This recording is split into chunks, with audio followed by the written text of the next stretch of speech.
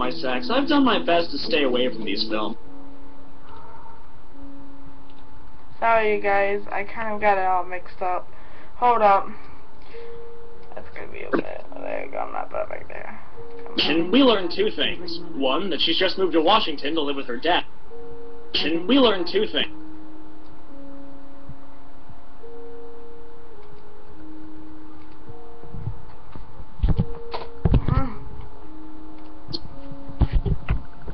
Twilight.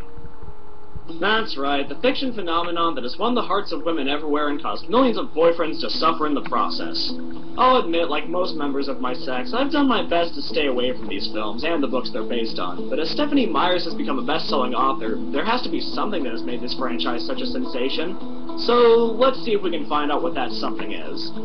So as the movie begins, we're introduced to the queen of all Mary Sues herself, Bella. As Bella provides some exposition, we learn two things. One, that she's just moved to Washington to live with her dad, and two, she has absolutely no personality. Seriously, in spite of all her pretentious narration, I've learned nothing about this character except for the fact that she has to be anxious about everything. My first day at a new school. It's March, middle of the semester. Great. In contrast to Bella, however, is an entire supporting cast of high school stereotypes, including wormy Asian kid, nerdy chick, young Edward Norton, and generic girly girl. But I must say, for all their one-dimensionality, they do have something that Bella doesn't. One dimension. Hey, you're from Arizona, right? Yeah. Aren't people from Arizona supposed to be, like, really tan? Yes, but you see, I spend most of my time in my room turning the lights on and off. Right. Oh, but I know what you're thinking. You forgot Jacob. Well, no I didn't. Jacob doesn't do anything. So in spite of all these total strangers welcoming Bella into their social circle without question, she still can't help but feel alienated. If only there was someone as dull and moody as her.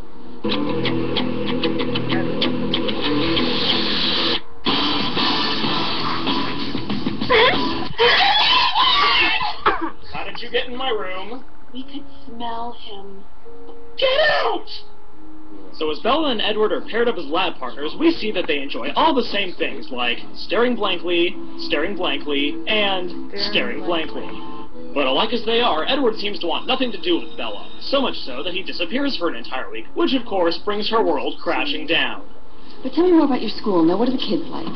Are there any cute guys? Are they being nice to you? Yes, everyone except for one boy with a face that looks like a foot. My life sucks. Very welcoming. Edward eventually returns, however, and surprises us all by attempting to have an actual conversation. Hello? I'm sorry I didn't get a chance to introduce myself last week. I'm Edward Cullen. And this is my best James Dean impression. I'm sorry, I'm just trying to figure you out. It's very difficult for me to read. You're just so incredibly bland. Oh my gosh, you can just tell he doesn't want to be in this movie. Look, I bet that was just him walking off the set and they kept the shot anyway. So after subjecting herself to almost an entire conversation, Bella retreats back into solitude. We then witness the unthinkable as something actually happens.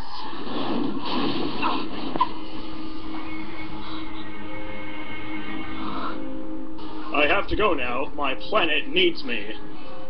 So after the almost accident, Bella's released from the hospital with no signs of mental trauma. Unfortunately, medical science could do nothing to give her a personality. She then probes Edward for answers. How did you get over to me so fast? I was standing right next to you, Bella. No.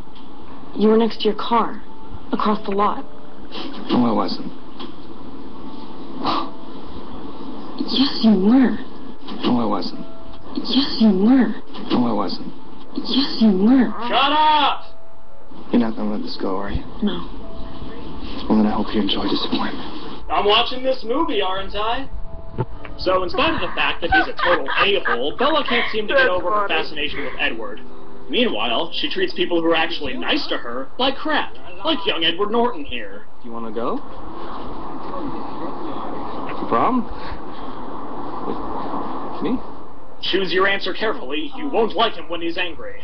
Tom. You won't like him when he's angry. Not such a good idea for me. You should ask Jessica. I know she wants to go with you. She's more interesting than me anyway. Are you going to tell me how you stopped the van? Yeah. I had an adrenaline rush. It's very common. You can Google it. It's incredible. He's found a way to both overact and be totally uninteresting at the same time. Bella, we shouldn't be friends. I just can't be seen with anyone less feminine than me. So you'd think after such blatant rejection, Bella would have given up on Edward. The push, baby. You in? Should I know what that means? The Push Beach down at the twilght res. We're all going tomorrow. And there's a big fall coming in. And I don't just surf the internet. But then she remembers that every other guy at this school is a total wiener, so she makes one last attempt at bringing out Edward's good nature. I can see what you're trying to put off. But I can see that it's just to keep people away from you. It's a mask. Yeah, welcome to high school, sweetheart. Why don't we just hang out? Everybody's going to the beach. Come. Well, I would, but I can't risk ruining my liquid paper complexion. Well, it's not like there's some other boy toy I could take with me. Oh, wait, there is! Bella! I heard it was time for me to actually do something. It's Jacob! Where do you keep coming from? We were hoping Jacob would take his shirt off. So Jacob proves that he's actually relevant to the plot by telling Bella a story about his tribe and the Cullens. Well, they're supposedly descended from this, like, enemy clan. My great-grandfather, the chief, found them hunting on our land.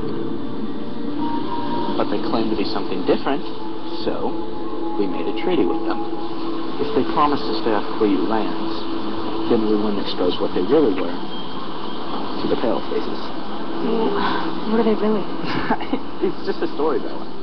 I hope my sudden decision to be vague hasn't sparked your curiosity in any way. So with prom coming up, the girls all go out dress shopping. But Bella strays off on her own as she wants to buy a book that can tell her more about Jacob's story. But she then makes the mistake of wandering down a dark alley, where she's sure to encounter either some shady characters or a dead body. And since this isn't an episode of Law & Order, she finds the former. Hey, whoa. Where are you going? Where are you going? Come get a drink with us. Hang out with us. Come on. What's the problem? This is like that, man. You're pretty. Don't touch me. But of course, Edward rushes to her rescue again. That was very dangerous. This is the hardest I've ever stared at anything. You should go back there and rip those guys' heads off. No, you shouldn't. You don't know the vile, repulsive things they're thinking. Oh god, they weren't gonna bite open my stomach and take out a vampire baby, were they? So what does Edward do after saving Bella from this traumatic experience? He takes her out to dinner. How appropriate. You gotta give me some answers. How did you know where I was? Did you follow me? I feel very protective of you. Okay, that's just creepy. Now, I know the fans of Twilight probably think that it's romantic that Edward watches Bella like a hawk, but if he was just a regular guy, you'd be freaked out. Watch. I like to watch you sleep. I'm a vampire. In fact, I'm pretty sure Bella thinks he's creepy too, but she hangs around him because every other guy in this movie is either a total wang or a rapist. That doesn't mean Edward's a great guy, that just means he's her best option. Basically, he's a giant walking bottle of Sunny D. I need a boyfriend. Let's see, we got generic high school dorks, sexual predators, purple stuff, my dad, Edward Cullen! I was trying to keep a distance unless you needed my help, and then I heard what those lowlifes were thinking. Wait. You say you heard what they were thinking? I can read every mind in this room, apart from yours. Just money, sex, money, sex. See, these people all have what's called motivation. Anyway, so as Edward's taking Bella home, they see something's afoot at the ranger station, so they pull in to have a look. There, they learn from Edward's father, who looks about 10 years younger than him, that one of Bella's dad's friends was killed by some kind of animal, so Bella goes in to comfort him. Don't worry, we're gonna find this thing. Meantime,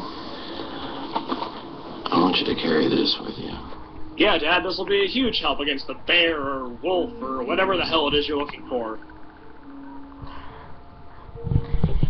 Alright, I got some questions up too. Darren, hope you like the, hold on. Hello, I'm Sorry. TJ. So, here goes with pop. part 1.